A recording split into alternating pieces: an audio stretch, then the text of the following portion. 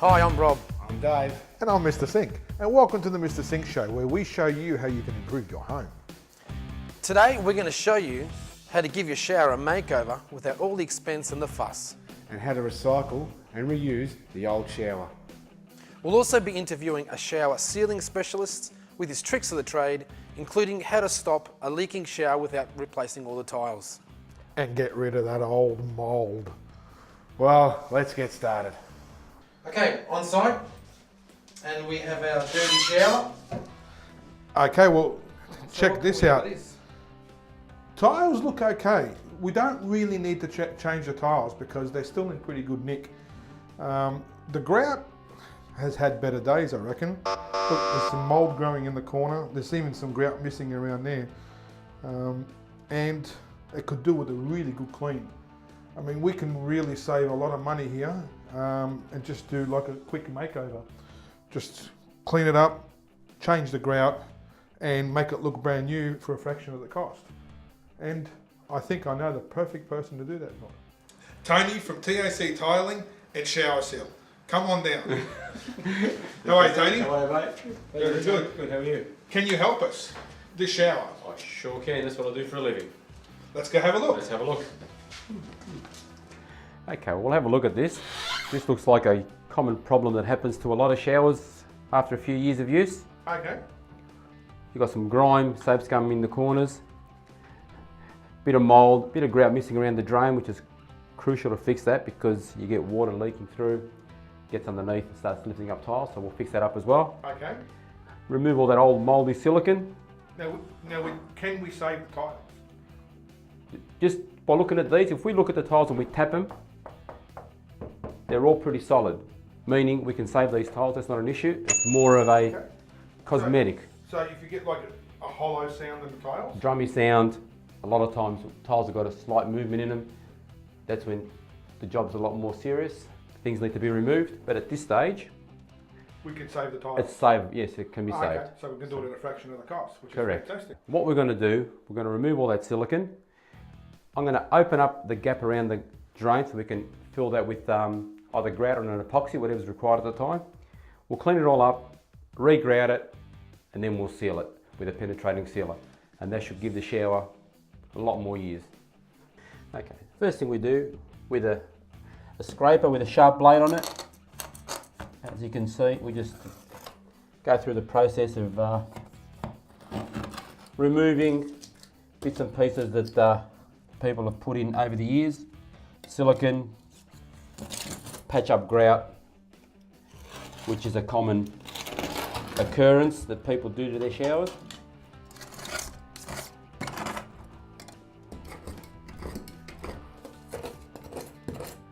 What we'll do now, we'll clean up what we've just removed.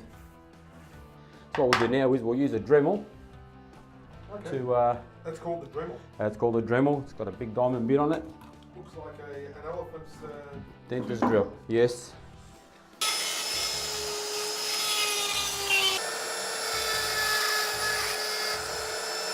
The main reason for that I use that is I like to roughen two surfaces. That way the epoxy bonds to it, and epoxy isn't readily available. So if you are going to do this yourself, you'd use a caulking compound, which is silicone based. You can generally get that in whatever colour your grout is, and you don't need to do this then. What we'll do now is I think Rob's going to give the shower a clean for you. Once it's clean, I'll come back in. We might re-grout the base, and then we'll seal the edges.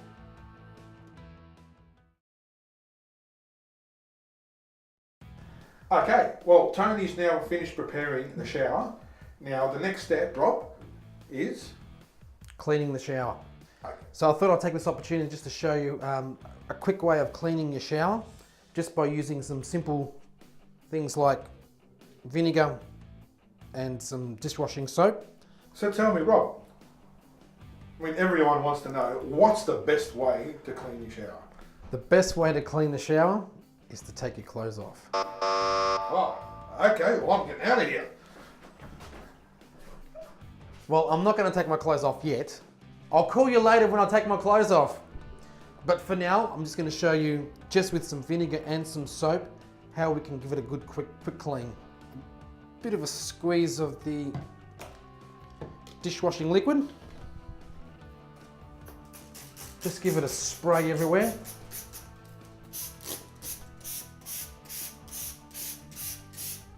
Over the taps. Make sure you get even around the chrome parts of the shower and the shower rose. Okay, we'll leave this for about maybe 20 minutes. Come back and we'll wash it down. What I'm going to do, I'm going to take this shower rose off and we're going to give this a nice good clean. So in its place, just temporarily, I'm going to put this in. This will make it a lot easier to wash down the shower. Now it's time to take my clothes off. And most importantly, so I don't wet my hand. Okay, you'll see that there is a lot of build up here. So the vinegar and the soap is probably not going to be enough. So what I'm going to use is a bit of baking powder, or baking soda, and scrub it down. Get a bit of a rub. I'll give it a rinse.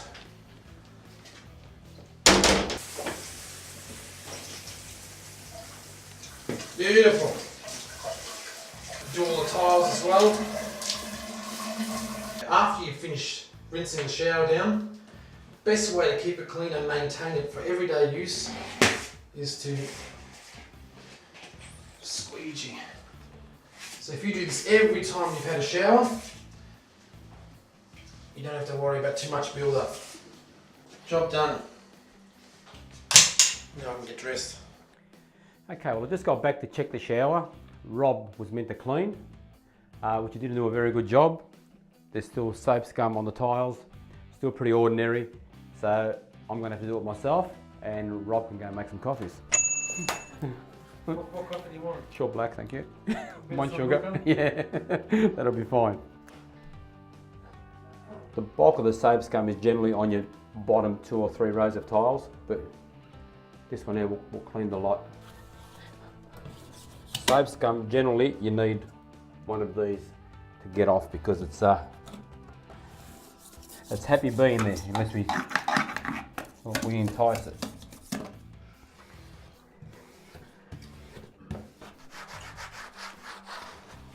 There we are. Look at all the just the dirty water coming off. With a towel, we just dry the excess off as much as you can. That's just a heat gun, your standard heat gun. What we're going to try and do is blow the water out from the internal corners so we can seal it. It needs to be dry simply because silicones, grouts and epoxies won't bond if there's too much water behind it. Silicone, if you apply silicone on it when it's wet, it'll just peel off. As quick as it goes on, it'll come off. Same as the epoxy. With a grout, it's not too bad. You put an additive inside the grout, it'll bond, but ideally it shouldn't have any water there. So that's why we're using the heat gun. It's a lot quicker than you could leave it for a day, leave it overnight and then come back tomorrow and do it. But this way we can all get the job done in a day. Just your standard everyday little fan heater. So while that finishes drying off, we'll mix the grout, get the silicone organised and we'll come back and finish it all off. Well, we have Tony here from TAC Tiling and Shower Seal. I got that right this time, didn't I? Yes, well done. Very good. And in this segment, Tricks of the Trade, we're going to talk to him about a few of the tricks of the trade. So, Tony, tell me, what is your trade and what do you do? Okay, well I'm a qualified wall and floor tiler, have been for 30 years now, sounds like a long time, but yes, that's true. I don't do a lot of wall and floor tiling anymore for builders as much. I do a lot of what we just did here today, repair leaking showers, bathroom renovations and so forth. What do you need to do to become a tiler if you want to become a tiler? It's a 4-year apprenticeship, which is generally it's 3 weeks working on the trade, 1 week you're at school, or it's 1 day a week you go to school, get your qualifications, become a wall and floor tiler. Are there different types of tilers? Lots of different types of tilers. There's there's pool tilers, wall and floor tilers, people that specialise in marble, granite, stone. Saying that, it's generally the same apprenticeship. When you're dealing with stone, it's more of a stone masonry apprenticeship, but it's all in that same field. So what kind of tiler are you? I'm a pretty good tiler. So can you share any of your tricks of the trade? Well, I shared a lot while we were doing the job. Number one trick was spray gun with the silicone. The way you mix your grout, the way you mix your glues, they've all got to be a certain consistency. And a lot of it's setting up, preparing the job. Know where you start, know where you finish, know what pieces you're going to get. It's not easy to just start at the door and work your way back, or start at one wall and work your way across. The wall's at a level, you've got to plumb it up. All sorts of little things that you spend half a day preparing, makes the job easier and a lot cleaner and neater later on. I've also noticed that you wear knee pads. Is there a reason why you wear knee pads? You're always in the praying position. Always in the praying position, praying that I'll get a real job, but no. What advice would you give to any young kid who wants to become a tiler? It's not an easy trade, but it's fulfilling in the end. You go to a place where you get an empty room, you turn it into a bathroom. You can do, there's all sorts of tiling, tessellator tiling, mosaics, which is really intricate and all that sort of stuff. Your basic tiling, but still in the end, you've got a finished product and you get a lot of satisfaction and achievement when you finish it. Okay, we have a bucket of water, an empty bucket, some sealer, some soap, silicone, a squidgy and a gun. So what are we going to do with all this? Okay, what we're going to do now, we're going to prepare everything for the repair of the shower. Number one, small bucket is simply to mix some grout in. What you've got to do is try and find a grout that's a matching colour to what's there already. So we'll mix a bit of this and a bit of this, and we'll try and get as close to the colour that's there as possible. Okay, so there's a bit of an art to colour matching, is there? Well, there is, because there's lots of different grouts on the market. Every company makes their own shade, their own colour, so we get as close as we can. Okay. This white liquid is a grout additive. What this does is helps the grout bond to the surface. If you just mix it with water, which is what generally happens, it'll work, but it won't work in this situation because we're doing a repair. So this will help it bond to the old grout, to the tiles. I don't use that fully in there because then it gets too hard to work with. So we mix it and mix a bit of water in there as well. So can you actually show us what the correct texture of the grout should be? Once I've got it where I want it, I'll pull a bit out and we'll show you. It should be like the consistency of toothpaste. There it is there. As you can see, it's consistency of toothpaste. So if you make it a bit too wet, just keep adding a bit more grout. Just very simple. Okay. What this is just dishwashing liquid and water. And that, I'll show you why we need that later when we're working with silicone. Okay, so now that we've got this product, what we'll do the grout first. This will go around the base of the shower and around the drain, and then the silicone will go up the internal walls where the two walls meet. Okay, we're back in the shower. The heater's done its job, so we'll turn that off, get rid of that. If you leave the grout for a few minutes, it starts to go hard, but once you stir it again, it goes back to sloppy, so that's not a problem. Grab a bit of this, put it on our squeegee.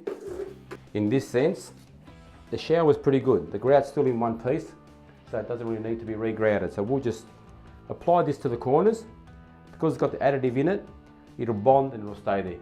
Normal grout would just fall out.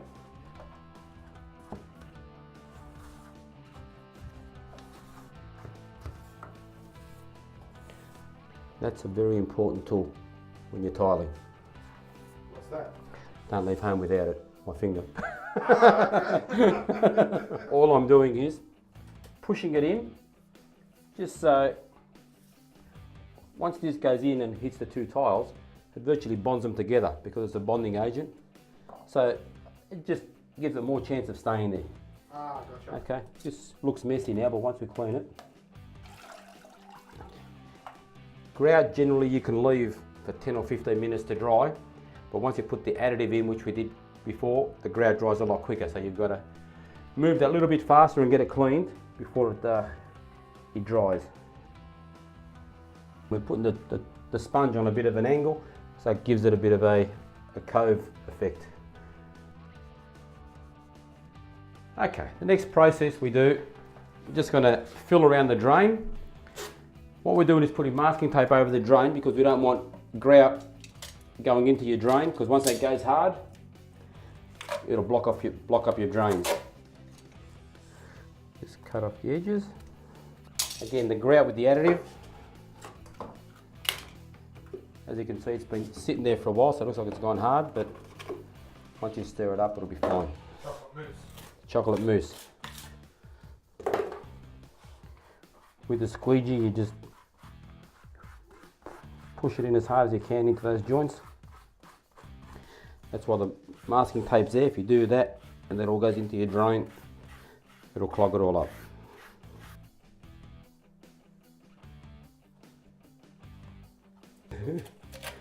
We're nearly there. So what we do now is we grab the heat gun, we'll dry the internal corners, make sure all these around the showers dry, and we'll silicone that.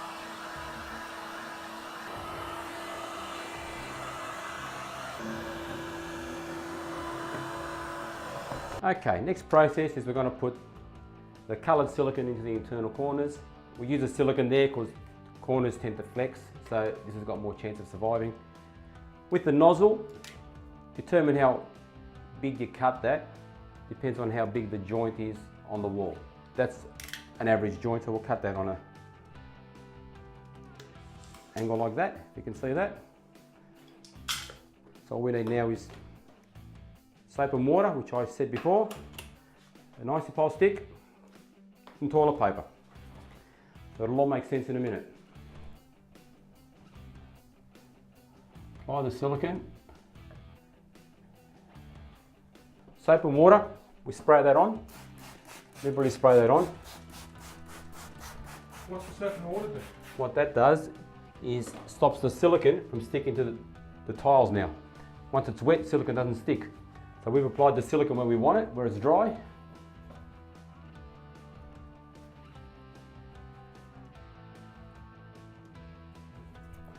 Again, Plastic off the stops all the excess. correct, you get rid of all the excess. Now, I generally smooth it off with the tool I showed you before, this one. Okay, now the inside of the shower is finished. We'll just seal the outside of the shower. So we'll change our silicones over. We'll get rid of this coloured one. We'll just put a clear silicone in. Again, soap and water. We use soap and water. You see a lot of people, when they're doing the silicone, they put the silicone on, lick their finger and rub it along. As soon as you lick your finger, you're putting bacteria into that silicone. It goes mouldy a lot quicker. This way here, soap and water, less chance of it happening.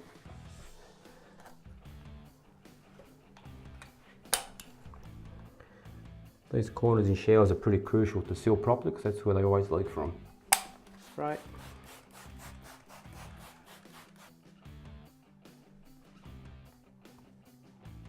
Okay, well the shower's finished now. You can scrub and clean this tomorrow to your heart's content. Get it as clean as you like. Like I said, in the internal corners, you could also put a two-part epoxy. That's got to be done by a qualified tradesman. It's not an easy product to use and it's not readily available. You could also do the silicone, the coloured silicone, like I did on the internal corners, like I did here. Very easy to do. Apply it neatly, spray gun with soap and water.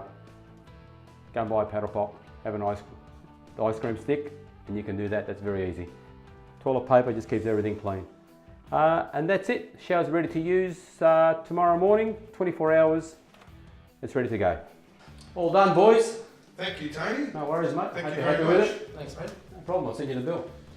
Go and have a look at it, see if you're happy with it. It's come up pretty good. All the mould and grind's gone. We've regrouted it, resealed it. Be ready to use tomorrow morning. Again, tomorrow morning, if you want to give it another scrub and clean, by all means, you can do that and it's ready to go. And it's a lot cheaper than actually doing a whole shower. Oh, definitely. You're talking hundreds in comparison to thousands. So it's a big difference. Yeah. So with the green section again, we're just going to show the 3 R's again. Recycle, reduce and reuse, which is silicones. Now, we've got the one which has already been used. So that one there, if we're going to dispose of it properly, because it is a recyclable item, we can actually throw that in our recycling bin. Also, if you're going to reuse silicone, if it hasn't been fully used, you can either get like a screw or something that can actually seal it for reusing purposes down a track so it doesn't dry out. That is the main purpose of that. So that can be reused. Also, things like all the cleaning products like the vinegars and all the other things that Rob used to clean the shower with, once these are used, we can also throw it in the recycling bin because most of them are plastic. But things like the sponges and packets that was cleaned with, same thing again, this is recyclable, so it can be put in there. Sponges that Rob used to clean the shower screen with, that is not a recyclable item, has to be thrown in there. Now also other things like your baking sodas, your squidgies, these can be reused because sometimes you can even just replace the blade. But these are the ones, so once it's finished use, you just dispose of it, but this is still reusable. When Tony removed all that silicone, that is not recyclable, but it can be put in your general waste bin. Also, you notice that he was using a lot of icy-pole sticks. Now, if you're going to prepare yourself for something like this, it might sound silly, but if you want to get your kids or you want to have your own icy poles, lick it away, and then reuse those icy pole sticks, brilliant idea. That is recycling and reusing and reducing at the same time. So that's another way of doing it as well. Otherwise, you can buy icy pole sticks from certain places. But in a situation like that, you're helping out your environment at the same time and enjoying an icy pole. Now, in regards to also the bottles as well, depending on what's inside, they're generally your cleaning products. They're in general quite safe. So we don't recommend you tip them down your sinks and that type of stuff because some of these are acidic and they can actually burn even your parts and your plumbing underneath. So what is actually recommended is keeping in the bottles that they are because they're generally safe in there and then recycling them with whatever's left over inside there within your recycling bins or whatever bin is suitable.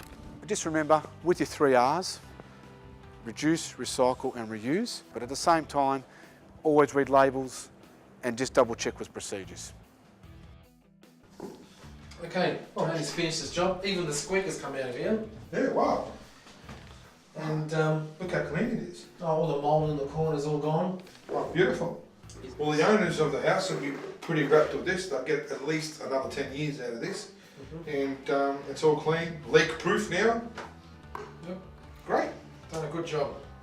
Hey, Rob, you forgot to fix the shower. No, I just gave it a good clean.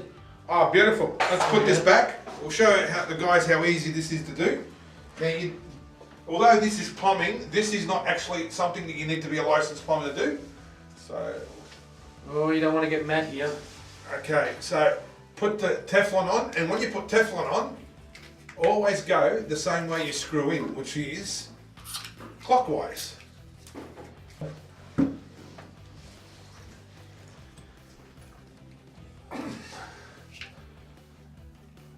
it's a bit crooked. There you go. Done. So today we had a great time resealing and cleaning an old shower. We all know you did. We also found out how to recycle and reuse the old one. And we learned an easy way to fix a leaking shower without replacing any tiles. At a fraction of the price. Now we'd love to hear from you, so if you have any questions about today's show or any future projects that you may have, contact us on our website at www.mrsinktv.com.au. We all hope you enjoyed the show. Well, I'm off to have a shower. So, we'll see you next time.